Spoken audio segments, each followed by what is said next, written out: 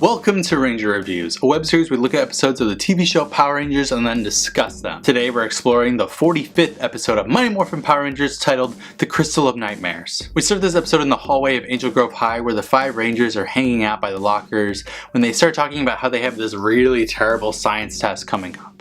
But Billy has a plan. Billy suggests that all 5 of them go up to his uncle's resort in the mountains to study. Also, Bulk and Skull get their mid-semester grades from Principal Kaplan, who lets them know that if they get a D on Monday's test, they'll be spending the rest of the year in detention. I feel like the school doesn't understand that that's not detention at all, or what it's for, but whatever. Bulk and Skull plan to follow the teens and cheat off of their studying. Rita and Goldar talk about how they have a crystal that's going to destroy the Ranger's self-confidence forever.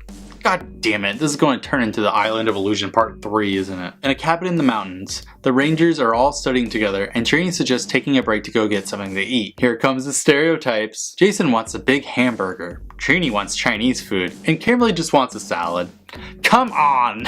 They leave the cabin to go get food, and Bulk and Skull are watching them leave, I guess? Goldar is in a cave somewhere, and he comes in contact with the Crystal of Nightmares just before this episode shits itself. Bulk and Skull come into the Rangers' cabin dressed as maids, and they start searching for study notes, and Skull's actually cleaning, which is kind of a good joke. Here come the male Rangers, so Bulk and Skull hide under Zach's bed, which Zach proceeds to dance to music on and jump around on. Then things get even gayer because the boys just start having a pillow fight. How does this not turn into all of them making out on a pile on a floor? In the girls' cabin, Trini and Kimberly go to bed to let us know that it's nighttime. Goldar squawks about how now is the time to do things. In a Dutch angle sleeping sequence, everything goes blue as Billy dreams of fighting Terratoad and getting eaten, Trini dreams of getting attacked by Goldar, Zach dreams of his fight against Nasty Knight, and Bulk and Skull are still under the bed, and they dream of becoming Bulkster and Super Skull, who attempt to pilot the Megazord, but they just demolish a building. Meanwhile, Kim dreams of being captured by the Samurai Fan Man,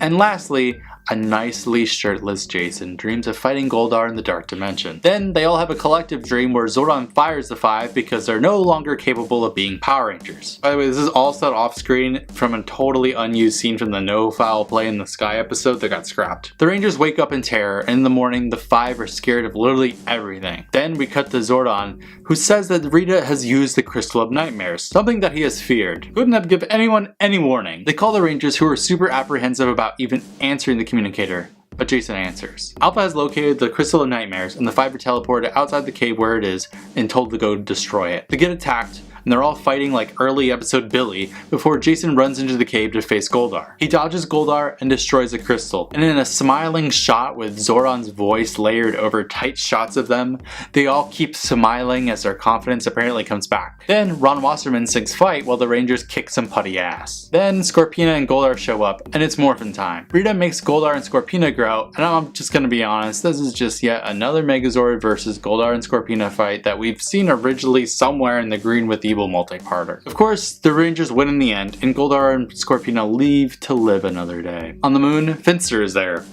That's pretty much it. The real maid shows up in the cabin and she gets terrified by Bulk and Skull under the bed, who are terrified because they're missing the test somehow. Mr. Kaplan is in the class days later handing out everyone's tests back since Miss Appleby is not there? What happened to her? He straight up just says everyone's grades as he hands out the tests, and he lets the entire class know that Bulk and Skull got F's on their test, which he says stands for forever. But he writes foreverix. They have detention foreverix now. This episode isn't as terrible as I thought it was going to be honest. Why they thought the need to stretch out another episode with literally no footage is beyond me, since they clearly had some ZO2 footage to work with prior. But maybe the production order was different. I like seeing the Ranger teens being actual teenagers sometimes, like studying and horsing around. Even if it got a little homoerotic there for a bit. It's so rare that we get to see these 5 act like real human beings that aren't saving the planet that it's a nice little moment. We continue the ZO2 train next time, but until then, may the power protect you.